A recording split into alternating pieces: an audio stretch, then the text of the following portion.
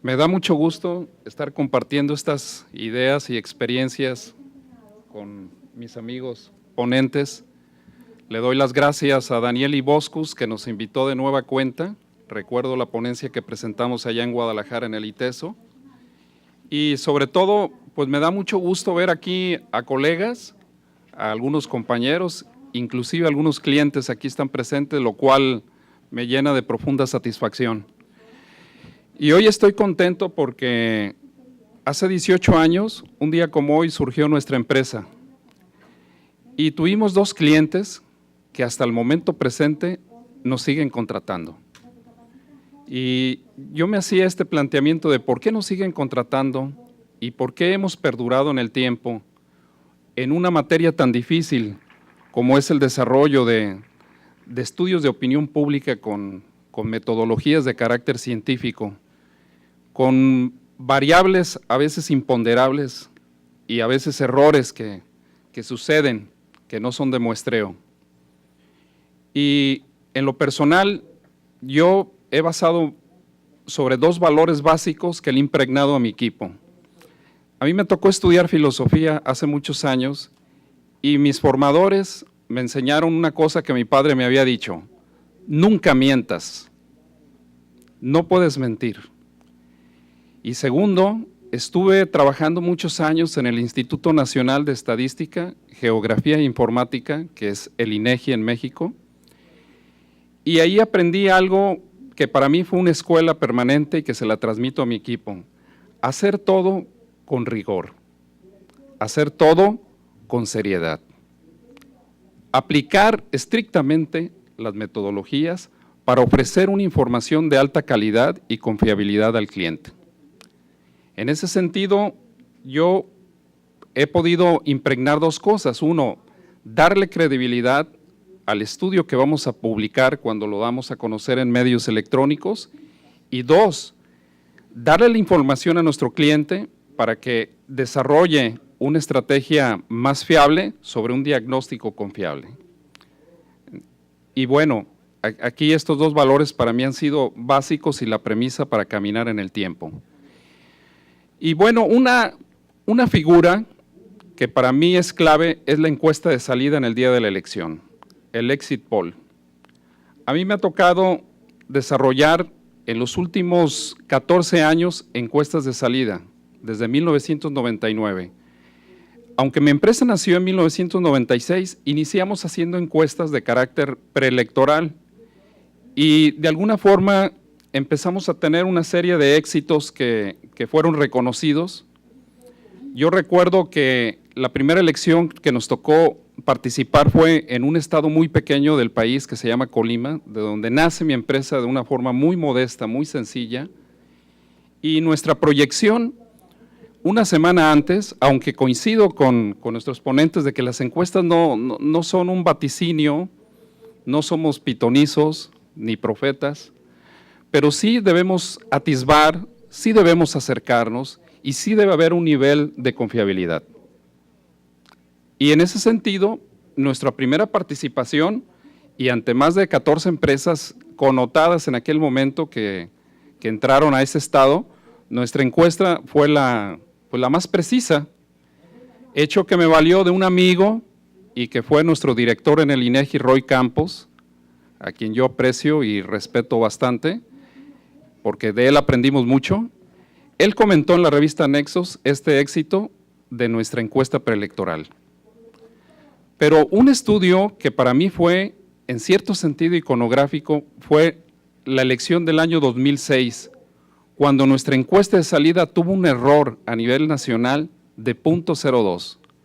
Proyectamos bien un empate técnico entre el PAN y PRD y la derrota del PRI. En esa ocasión, a mí me correspondió trabajar con Roberto Madrazo, al candidato que le dimos la triste noticia de la derrota. Desde las 10 de la mañana en el primer corte, yo le informo a él y a César Augusto de Santiago que el PRI tenía 22.3%. A las 12 del día le informo que el PRI tiene 22.3%. A las 3 de la tarde le digo, el PRI tiene 22.4 y los candidatos punteros iban cerrando su margen, porque hacemos en el día como una especie de tracking, de seguimiento.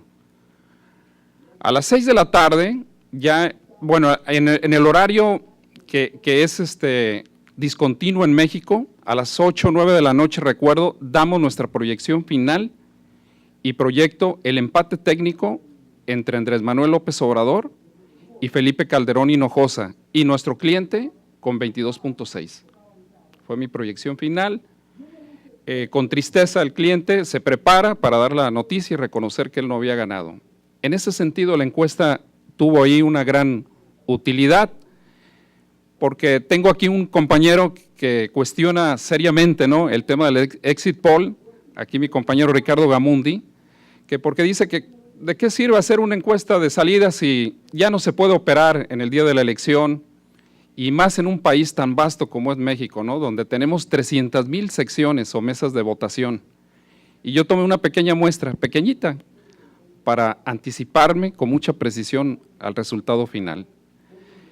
Bueno, aquí el valor de la encuesta es informar y darle confianza al cliente.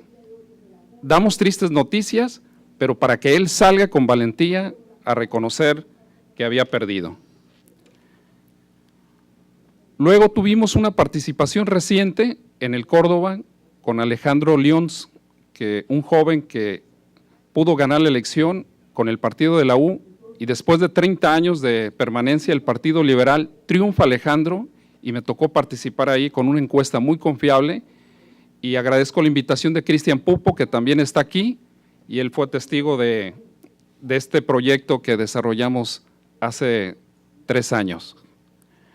Recientemente en Michoacán, que es un estado un poco mayor en el país, en el occidente, participaron 14 empresas para hacer el exit poll en una elección muy complicada, porque Michoacán se encontraba, y como se encuentra en este momento, en una zona de guerra. Hay una parte de ahí que le nombran la zona caliente, infiltrada completamente por el narcotráfico. Entonces el ejercicio y el rigor tenían que estar a tope. Y tuvimos que hacer un muestreo, un modelo atípico, para poder proyectar un resultado sobre zonas que no íbamos a ir, porque no podíamos arriesgar la vida de nuestros encuestadores, y cerca de 10% de la población no estaba contemplada en el estudio. Sin embargo, hicimos un modelo propio, atípico, que funcionó y nos permitió proyectar con tanto Ulises Beltrán, que es otro encuestador mexicano, y Proyecta, que es nuestra empresa, el estudio más preciso. Leo Zuckerman, que es un analista político importante en México, nos citó positivamente al señalarnos en la revista Nexos y Televisa como los más precisos. Nuestra encuesta, como nunca, tuvo más de 60 impactos en medios nacionales e internacionales. Posteriormente participamos en Jalisco, y también nuestra encuesta fue precisa, con la mejor proyección pública. En Puebla recientemente proyectamos con menos de 1% de error el triunfo del PAN. Tony Gali ahí ganó, rumbo a la alcaldía. En Baja California diseñamos un modelo para otra empresa, porque también compartimos lo que sabemos, se llama Focus Investigación, de Juan Carlos Ochoa, y él hizo el estudio más preciso en Baja California, y eso está público, ustedes pueden entrar en Google y observarán que Juan Carlos hizo un estudio muy bueno y se basó al 100% en la metodología que yo le propuse. Aquí están algunos testimonios. Esto que le estoy comentando está publicado, multipublicitado, y ustedes podrán observar estos impactos en las elecciones y Proyecta.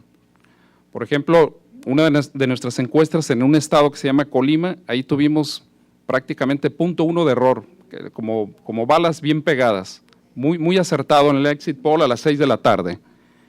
Tenemos ahí el tema de Michoacán, que les comentaba recientemente, con esta nota de un medio, y una encuesta reciente, un exit poll, donde sale el candidato ganador a dar a conocer el estudio. Es decir, tuvo la confiabilidad, la confianza en salir a dar a conocer estos resultados. Bueno, ¿Por qué les comentaba esto? Discúlpeme si suena un poquito de vanagloria, no es así. Más bien voy al siguiente tema.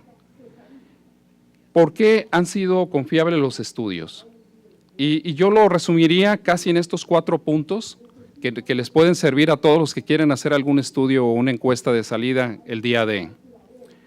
En primer lugar, aunque en el caso de Michoacán no fue así, pero la muestra debe representar a todos los electores de todas las mesas de votación, secciones electorales o centros de votación.